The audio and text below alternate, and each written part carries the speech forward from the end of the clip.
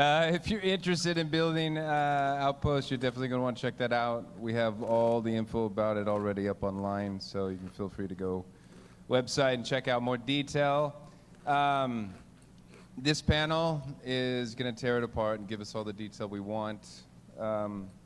If you're interested about it, it's going to talk about the aesthetics, the technical design, and how it actually functions in game. Olha, irmão, se tivesse mineração agora no 3.0, até eu podia vir te dar uma prospecta, mas não vai ter, não adianta, não tem como. Não vai valer a pena. John Crew, lead eu pago technical designer from the UK cerveja office. em AirCorp depois pra ti. Mr. Paul Jones, art director from the UK office.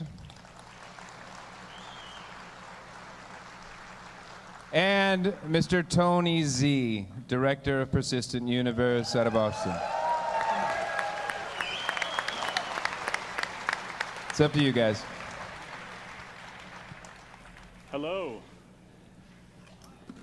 So we're here to talk about the Pioneer and other things that are associated with it. So, all right, we'll get into it.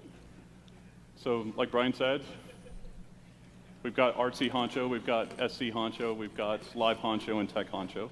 A Pioneer vai ser para fazer base do jogo. So, staking your claim. É uma nave de colonização. So the idea behind this is kind of the land settlement. Uma nave civil de colonização, no caso, né? In 1889, and with this ship, it is built to go and settle unknown lands. So before we even thought about this, before we even got into it, there was a couple of prerequisites that we felt needed to be done. First one being procedural planets that you guys have seen. Now, obviously, that creates a huge, massive play area that we need to fill with gameplay, and in essence, we're letting you guys fill it. Then the other thing is that we needed to establish the two ends of the spectrum. So we've got cities that you guys have seen with Area 18, and then we've got outposts, and then in the middle we've got villages, which we'll introduce later. But now that we have outposts, that's basically our campsites. And then procedural building tech. And I think that you guys have seen some of that stuff, and then I'm sure that we'll show you more in the future. So não, concordo, vai ficar ruim mesmo. Se todo mundo puder construir, vai ficar ruim o jogo. For building and placing outposts. And like Brian said, we'll go into more detail about it on this panel. And then the thought process. E aí, Junior, beleza? This is for orgs or for a single player that wants to run AI.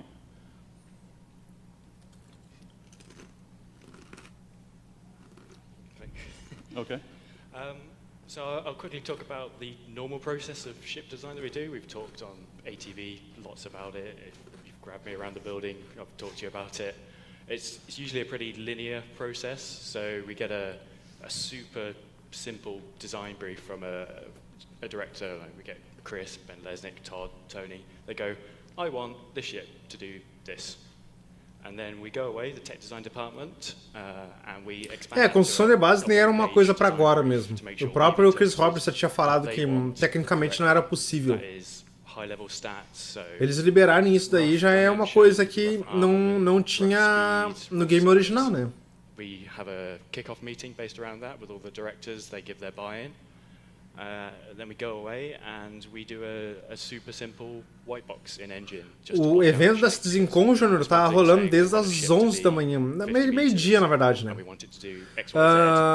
Tu perdeu basicamente a movimentação do personagem, né? Que parece que foi muito legal, eu também perdi isso aí, não consegui acompanhar. Depois a gente teve a linguagem dos Xian, depois tivemos uma arte de Stanton e agora nós vamos conhecer um pouco mais da Pioneer. That gets signed off, it goes into concept and tech design go hand in hand, just constantly iterating, gets signed off, and then when it's all signed off, you see it. So for the Pioneer, we did it slightly differently. So we had the high-level design brief. We want to have a ship that creates outposts. So, well, okay, that's quite a big bit of gameplay. É que a gente tem que entender primeiro o que os outposts vão, para que eles vão servir, né?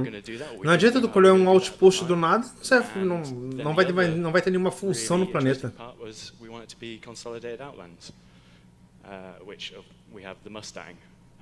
Sim, Tricel, era isso que eu estava comentando. Construção de base não era uma coisa prevista originalmente no game. Quando eles anunciaram a primeira vez os outposts, eu tinha certeza que a gente ia ter construção de base. Porque eles fizeram de um jeito tão modular que a única coisa que estava impedindo essa tecnologia é em relação aos servidores, né? Como é que eles iam armazenar essa informação lá sem ficar pesado demais. Acho que eles vão resolver ou já resolveram, né?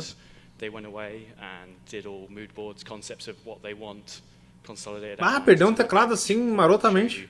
Some of the early stuff, because it was very clear from that what shape and form the ship would take. There's no point in us making boxes if the ship's going to be a round flying disc. It's not going to work.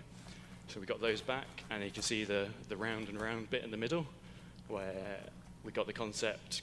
Chris liked it, signed it off, did a white box, went with that. I was like, no, that doesn't work. Round and round we go till everyone was happy. Parece que o processo da Pioneer foi um pouco diferente das outras naves, né? Porque eles tiveram que construir ela, depois fizeram o conceito, debateram, fizeram o white box. Parece que não deu certo a primeira vez. Então eles tiveram que refazer todo o conceito e redecidir as outras coisas. And we're going to keep that more up to date. It's a much simpler process now. Anything you see up there with a dash is because we don't know where it's fully going to be. We'd rather ela tem 200 metros de comprimento. Ela é o dobro de uma Starfair. E agora tem a altura também no site, vocês viram ali? Antigamente não tinha. It's a capital size ship, which if you've read all the shipyard posts we've been doing over the last 2 weeks, explains that. It's got 600 SEU of cargo, which is used for building the bases. A minimum crew of 4 and a max crew of 8. It supports 8 living on it, so you can just about get by doing 4. Uma coisa que eu consigo pensar agora para os postos avançados é um lugar seguro para deslogar. Imagina que tu está fazendo uma viagem, precisa dar vários saltos e aí tu quer deslogar. Aí tu chega no planeta, pousa e vai deitar na cama do planeta, né? Seria uma.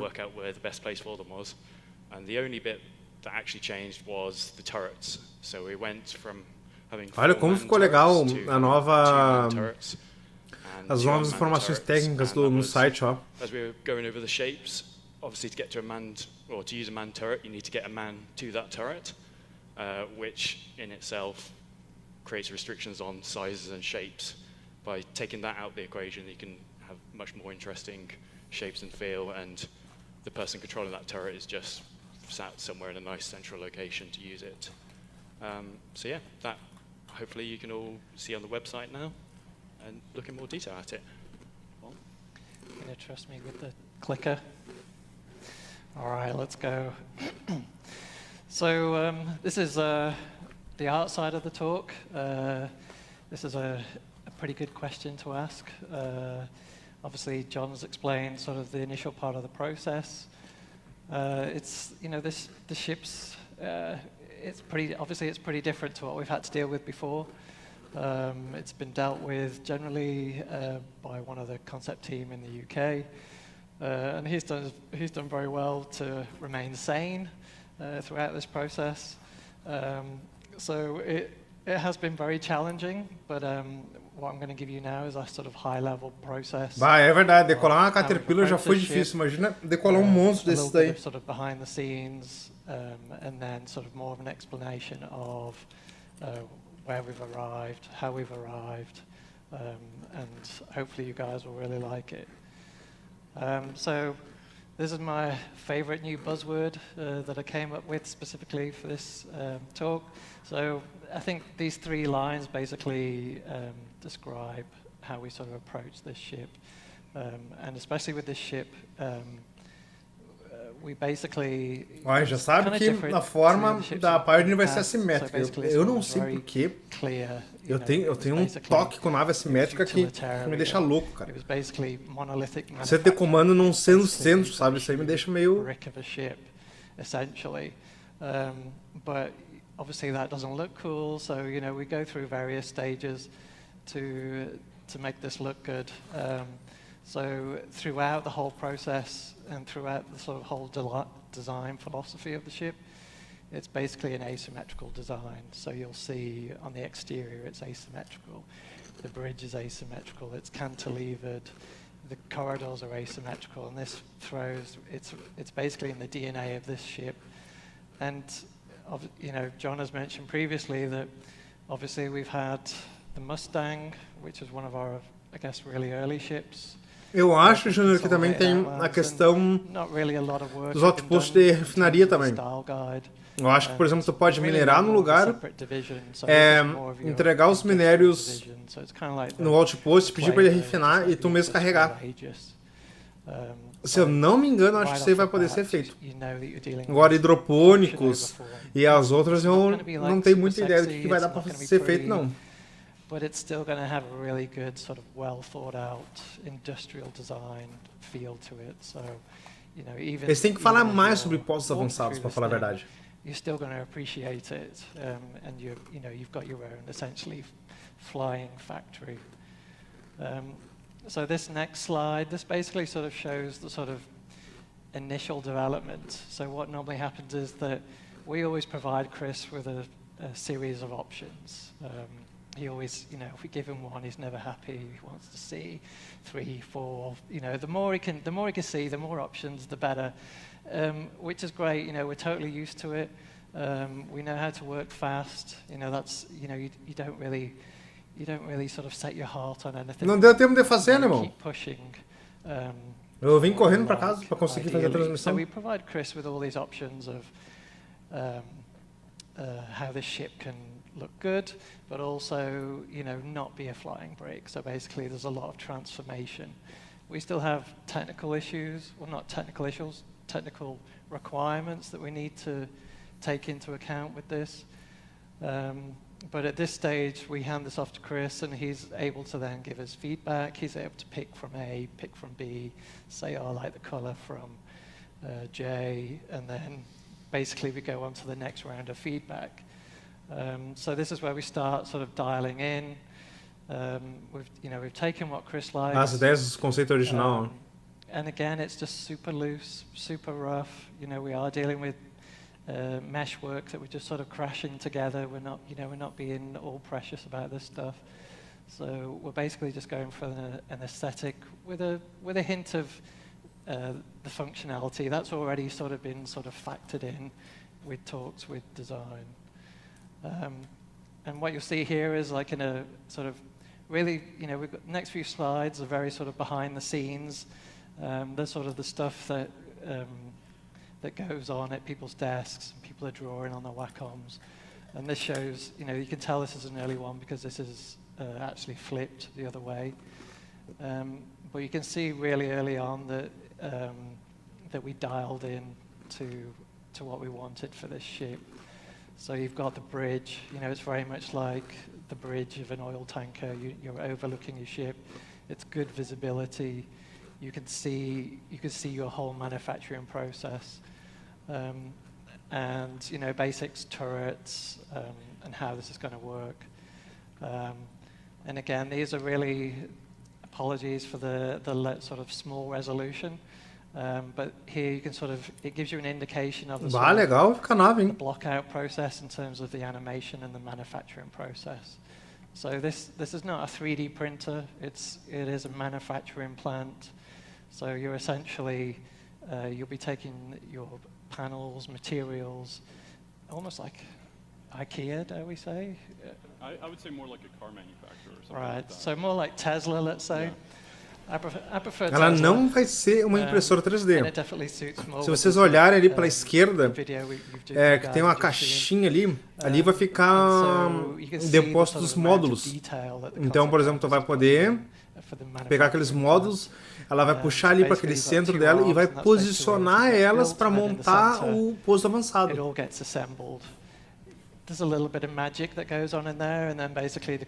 Como eles vão colocar na superfície, não sei, cara. Ó, tá vendo aquele quadrado ali, ó? Aqui, ó, vocês estão vendo aqui, ó, isso aqui, pelo que eu entendi, é onde vai ficar a área dos módulos. Ali, dá pra ver os módulos ali, ó. Ah, vai ser gigante essa nave. The area in blue is essentially the crane, and once everything has been assembled, this crane comes in, takes the habitation pods out of there, moves it to the front of the ship, so that then there's still space for additional pods, and depending on how you've configured it. And then again, this is kind of just sort of showing you the process of where the cargo is inserted, and it basically runs down both arms, ultimately meets in the middle. And you know, as a player, you'll be able to see a ton of this going on. You'll have all the equipment, you'll have all the robot arms.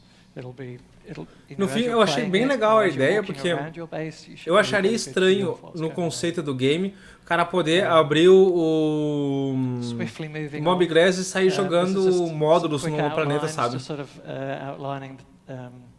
Top view, basically, of the bridge. Again, asymmetrical feel, cantilevered design.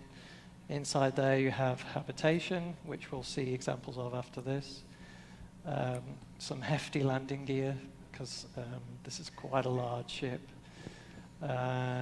Additional cargo space, as well as a landing pad, which is above further cargo space, and that landing pad can articulate and move out of the way. Staging area, this is where all your robots are, this is where everything is getting sort of built, essentially. Cara, essa nave vai ser gigantesca, cara. Manufacturing is where all the magic happens. Moving on, these are some of the final images that basically have been built for this ship, so you can see the habitation pod there already. And you can see there's walkways in there, so as a player you'll be able to come out, you know, I guess if you're in a nice calm situation, you'll be able to come out and see all your cool equipment. Eu só não entendi se ela vai fabricar o módulo ou se o módulo já vai vir fabricado. Good advantage or possibly disadvantage for firefights, depending on if you have people taking over your base. And then this is the bridge. Olha só que legal, cara. Vai ser uma galera para operar isso aí. This is pretty cool. You can see on the sort of far left-hand side, there's a little blue monitor. It actually looks quite small, but that's actually the architect's station. So that's the console, basically, where you're designing your configuration, I guess. So you're choosing 1 pod, 2 pod, 5 pods. Moving on. Rather cool engine room. Ah, que legal, a sala de máquinas, ó. Basically, this will be a large open space. Essa nave ela tem que ter tipo um módulo de realidade virtual para te poder construir a blueprint da tua estação e poder andar por ela para ver se ficou boa. Aí seria tipo que nem o Arena Commander, sabe? Tipo, cria a estação, depois entra virtualmente nela para testar. Obviously, you've got space for a couple of big bennies. Everybody wants big bennies in their ship. And then split level room, so space for chilling out, just watching TV or just having dinner with your friends. Bunk room, again, very utilitarian. A sala, o ambiente de habitação. If you look closely, you can see one crew member in one of the pods, just lying down. And this is just a quick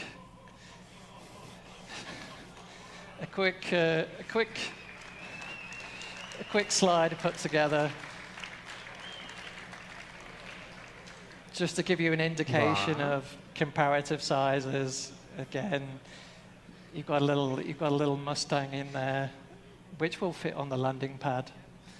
and finishing up. This is sort of final rendering of just showing the ship in its full glory. Que bonita nave, hein? And it's still, you know, even though it is utilitarian and sort of quite big and massive, you know, monolithic, again with this sort of graphical branding, it's kind of still giving it, we've broken up the shapes, we've given it a really sort of futuristic feel, and I'm pretty happy with it, yeah.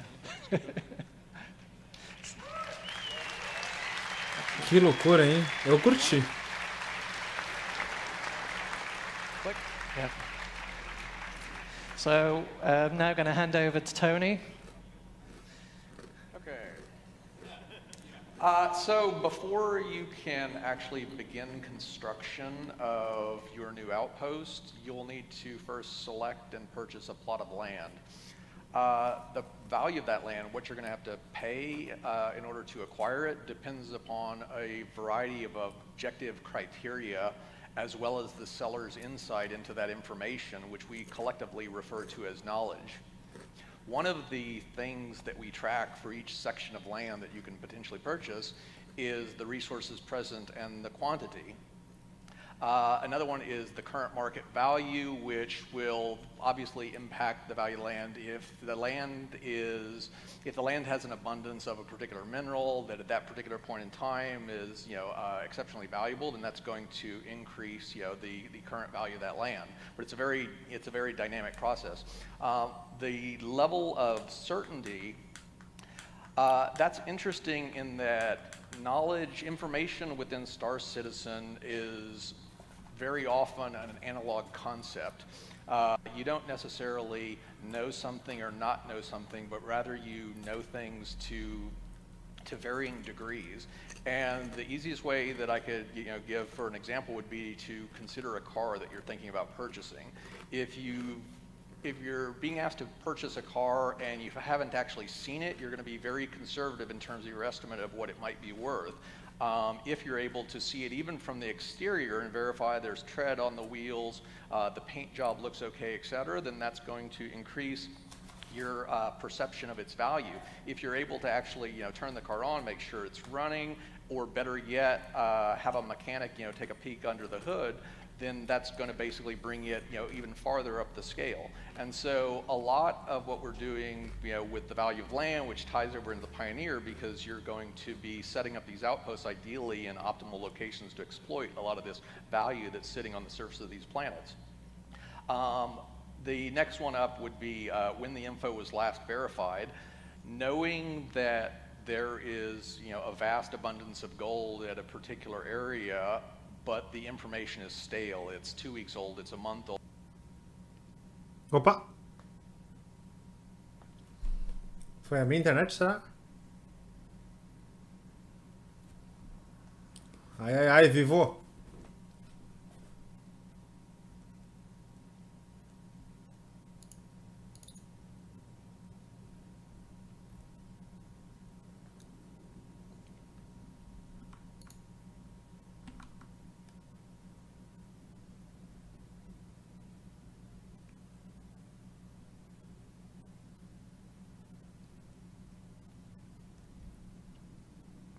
Será que eu caí?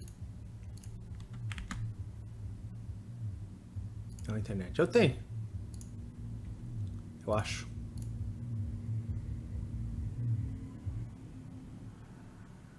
That land is going to raise, is going to rise in price. If on the other hand there's no refinery, on that planet, Calma que eu tô de volta. have to basically spend 20 GG já vai ter. carting the ore to another refinery and then getting it to its eventual destination. Não, eu vou largar eles, não tem como tá aturando mais eles. Value of that plot of land. Valeu, Giovanni. Valeu pelo follow, cara. Game is a really fundamental concept, and it's able to, knowledge is a concept that once you've acquired it about a certain area or a certain object, you're able to transfer that to other friends, you're able to transfer that to organizations, you're able to sell that information to public information brokers, or freely submit it into the public domain. So yeah, Tony talks about knowledge, what it all means, but to get that knowledge, you've got to go and find that area to figure out what's there. Is it right for you? Por enquanto eles estão falando só sobre conhecimento, né? Por exemplo, para conhecimento vai ser uma moeda muito valiosa dentro do jogo. Tu vai ter que descobrir certas áreas. Depois tu vai ter que ver a qualidade daquela informação, se ela é uma informação realmente quente ou não, a idade daquela informação, porque tu não sabe se ela não é uma informação muito antiga, muita coisa pode mudar durante o jogo, né? E tu vai poder fazer o que tu quiser com essa informação, né? Repassar para amigos, vender para vendedores oficiais do game ou outros tipos de vendedores. Só que para encontrar as informações, tu vai precisar de naves específicas, né? Naves exploradoras. Eu acho que o objetivo, deles estarem falando isso daí é saber falar um pouco mais sobre como vai funcionar a mecânica de exploração no game, eu acho. Where the nearest refinery, like Tony talked about, you could build it and you find it's millions of miles away, and that's going to be a waste. So these exploration ships are really sort of key to finding those places. Yeah, and one of the things we're aiming to do is make sure that there's a lot of gameplay associated with these high-level concepts. And by that I mean, if you discover, if you're working your long-range scanners, you may find a previously unknown body, an asteroid that no one else within the system knows about, and there is a level of value related to that. If you work your dials a little bit and you've got the proper equipment and the skills, then without actually having to make the journey, you could increase the potential value of that of that knowledge find by being able to discern, the mass of the object. A large asteroid is going to be, all things, being equal, be worth more than a smaller asteroid. But if you really want to ratchet it up, and this kind of goes back to the degrees of knowledge that I was talking about, if you actually make the journey to it, fly over, burn fuel, burn time, brave whatever dangers are between you and there, and you actually do a fly over the surface, then you may actually just visually see pools of hydrocarbons, gas venting from the surface, and again that raises up what you know about it all the more. If you really want to get specific about what's there and maximize the potential value of that find, though, then you're going to have to set down on the surface, and you're actually going to take core samples, and you're going to basically have these processed, analyzed, and you're going to do things like seismographic surveys and have et cetera. And so all of this plays into a common theme that we're trying to execute upon, which is all of these high-level ideas and stuff have a variety of different ways by which the player community can basically attack them, and by which these things will feed the outputs of one into the inputs of another. O que ele comentou ali foi que eles querem criar gameplay muito mais. How we value it. I'm going to talk about actually claiming your land. So first and foremost, claims are not tied to the Pioneer. A single person, organization can buy them, so on and so forth. Then we have the concept of UEE space, non-UEE space. If you settle in UEE space, you need to have a claim. If you're brave enough and you don't want to do it, you can venture out to non-UEE space, and then there you can find some of your shadier things that you want to do in the game. So if you do plant it in the UEE space, then the idea is that you get the protection from the UEE, in case somebody comes and attacks you and stuff like that. It will be transferable between players. Like any good government, the UEE will actually take a cut of that in a title transfer cost. We're doing general licenses. Later on, the UEE will portion out licenses. So when it comes to actually claiming the beacon or claiming your lands, you'll have a beacon interaction. So you set down your beacon. This is where I want to go. And either yourself, one of your teammates, or a data runner will take this information to the closest UEE colony office, and basically that's when it locks in, and now that land is yours.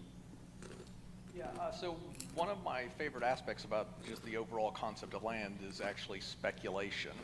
And the basic idea is that assume that you've purchased land and you've gone out and you either bought it with foreknowledge that it likely contained these minerals, et cetera, or you discovered that yourself. And so now you're holding on to this land, and the decision you'll face is, well, do I basically extract that value right now? If whatever that land contains is currently in a bear market, it's not worth very much, then you may elect to basically wait to harvest whatever it holds until those particular commodities have price. And it sounds simple, but there's a lot of ripple effects to where we get really interesting knock-on gameplay effects. And by this I mean, when you own land, that doesn't prevent someone else from necessarily going in there and extracting those resources. Now, obviously, if you're doing this within UEE space and you basically sit down and you're extracting resources from someone else's property, then that's a criminal offense, and basically the game's security system will deal with them as appropriate. But, of course, the police aren't patrolling, every square inch of every planet, every asteroid, every moon, every minute of the day. And so you holding on to that property, waiting for, a better payday in the future, has real implications in terms of, well, in addition to relying upon the system security, do you want to put your own sensors there so that you're alerted when someone else does something that you don't like on that area of land? So if somebody starts mining, you'll basically be notified, and then you and potentially your org mates can head out there and basically push them off.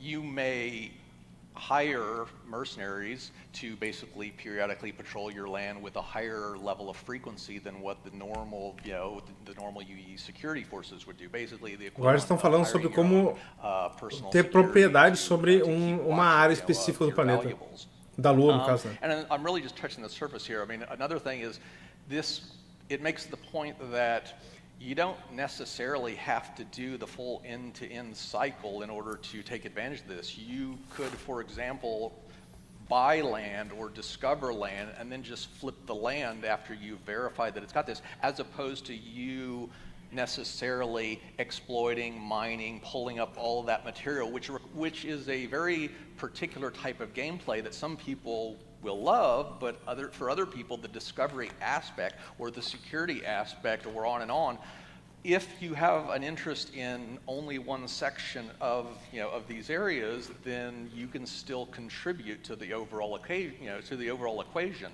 If you want to basically handle everything yourself, you can also do that. Okay. So solely towards the Pioneer. And what I'm going to talk about Tá meio cortado essa apresentação, parece que foi gravada. You're going to need to do collect materials and add-ons from different stores. So you'll get materials from TDDs or refineries, and you'll be able to pick up some of the add-ons like Tony was talking about, remote sensors or extractors, solar panels, moisture extractors, geothermal pumps, landing pads, turrets, that kind of stuff. Now, what is very important to understand is, if any of you have ever done home projects, know what you're building, so that you don't do 5 trips to Hornbach to build something.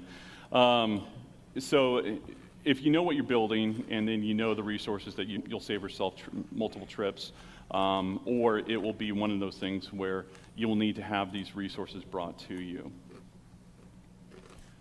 So what do you want from your outpost? What's your gameplay intent?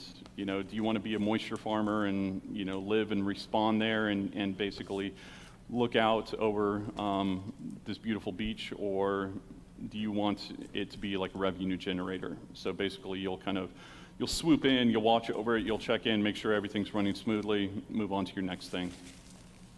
So with this, we've got investment, not only from a resource and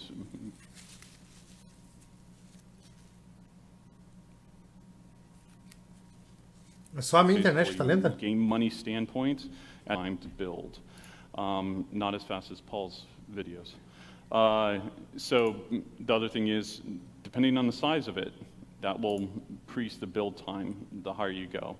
Now, once it's actually placed, you're going to want to upkeep it. depending on if you put something in Earth's atmosphere versus the Mars's atmosphere versus Venus, well, those are all different climates.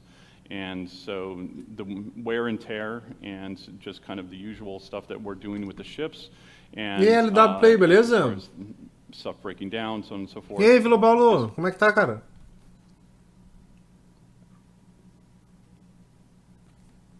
Assim que passar essa parte mais técnica, eu vou fazer um resumo So para configuring. vocês. Now, the idea would be that you're working the architect station, you're choosing the exterior layout of it, and then from there, you'll move into the interior rooms.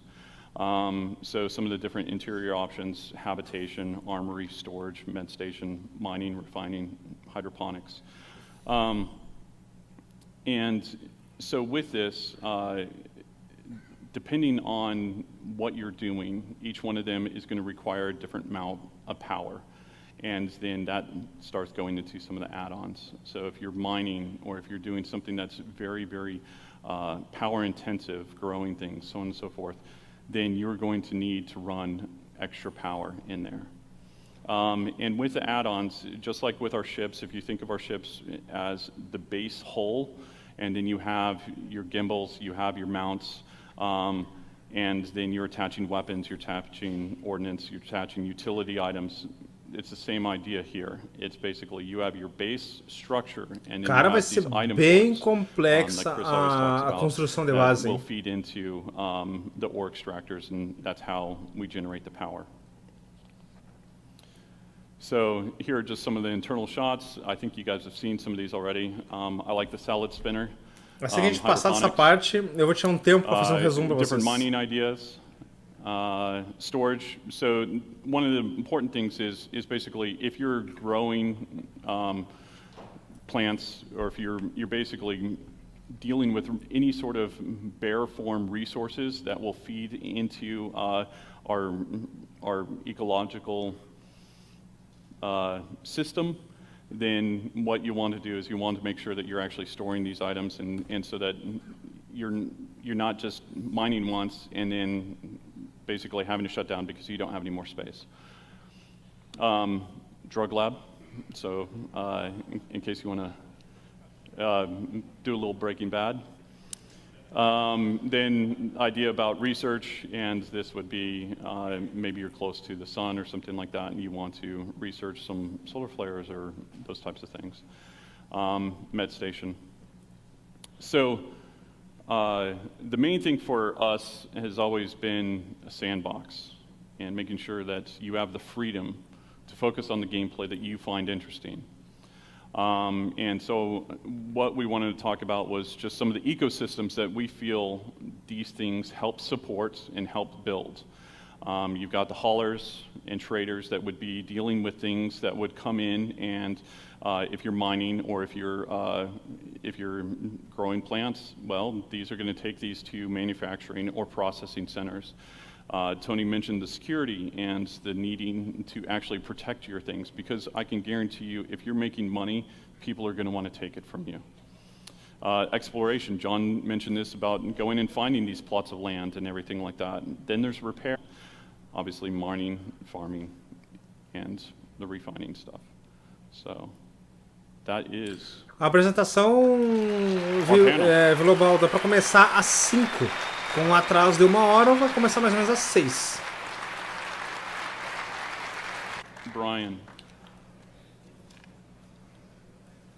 Bom, vou aproveitar agora que eles... Oh yeah, we actually finished early. Vou aproveitar que ele falou ali, vou baixar aqui o volume para eu poder falar. Do you want to... That's fine. Okay. Are you kidding? Okay. Aproveitando ali que eles vão estar agora nas perguntas e respostas. Lembro que eu tinha comentado ali para vocês sobre a questão o que cada posto avançado vai fazer. O que adianta, por exemplo, a gente ter uma nave que constrói postos avançados e a gente não sabe o que elas vão fazer. Então foi justamente isso que eles comentaram ali, né, que eles falaram. Por exemplo, vai ter a profissão de exploração, né? A gente vai usar as naves da Orange, tem a Terapim também, tem várias outras naves específicas para fazer exploração. Então, por exemplo, tu como explorador ou vai achar um minério muito importante, né, no cinturão de asteroides, ou um ponto num planeta, um ponto numa lua, num asteroide, e aquele ponto ali ele vai ter bastante minérios. Então, ao invés de, por exemplo, você ir lá minerar ele, viajar de volta até o... Is it possible to land a freelancer or something, or do you have to ask for like 200 ou por exemplo, se tu vai minerar num planeta e tudo mais, você pega essa informação que você tem, né? Você vai poder vender ela para amigos, para vendedores oficiais dentro do game, né? E com posse dessa informação, aí você vai decidir o que você quer fazer. Então, ao invés de você achar um asteroide cheio de minério, minerar ele e levar esse minério até um ponto para ser refinado, você pode, por exemplo, construir um posto avançado você pode construir uma refinaria próximo àquele asteroide ali, para já refinar os minérios, refinar os minérios e já levar eles para uns planetas. Só que, para construir essa base, você vai precisar... como é que se fala? Requisitar aquela zona de... Não é a zona de pouso, mas, por exemplo, assim, você não vai poder simplesmente chegar no ponto e já sair construindo, né? Você vai ter que ter posse daquela terra ali que você vai construir. Então, se for um espaço aéreo controlado pela UE, né, não tem jeito. Vai ter que comprar aquela terra. Depois que você comprar aquela terra, vai ser liberada para construção. Você vai construir ali. E o processo de construção ele vai ser bem complexo, cara. Eu fiquei realmente bem animado. Porque, por exemplo, assim... você quer, por exemplo... Você quer, por exemplo, construir uma refinaria, tá? Então você vai chegar lá com a Pioneer e vai configurar a tua refinaria do jeito que tu quer. Então, eu quero uma ou duas salas de habitação, mais não sei quantas áreas de refinaria, mais o storage para acumular isso daí. E depois que isso aí estiver pronto, né, depois que você configurar a sua base, você ainda tem que botar os add-ons. Os add-ons vão ser, por exemplo, torres de defesa, para defender esse posto avançado. Você vai ter que botar os zonas de pouso. Você vai ter que precisar gerar energia para essas bases, então você vai ter que construir coletores de gás ou painéis solares. E só depois disso daí você vai poder começar a fazer todo o trabalho, por exemplo, receber o pessoal com os minérios e fazer o refino deles, né? Então parece que o gameplay com a Pioneer vai ser bem interessante, cara. Eu curti pra caramba mesmo.